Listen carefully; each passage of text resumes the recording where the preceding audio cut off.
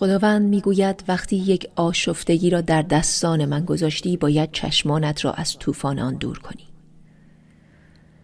طوفان در زندگی شما دلیل بر این نیست که از خدا چیزی غیر ممکن را نخواهید، بلکه باید چشمانتان را از طوفان دور کنید. طوفان قدرت خدا را کنترل نمی کند.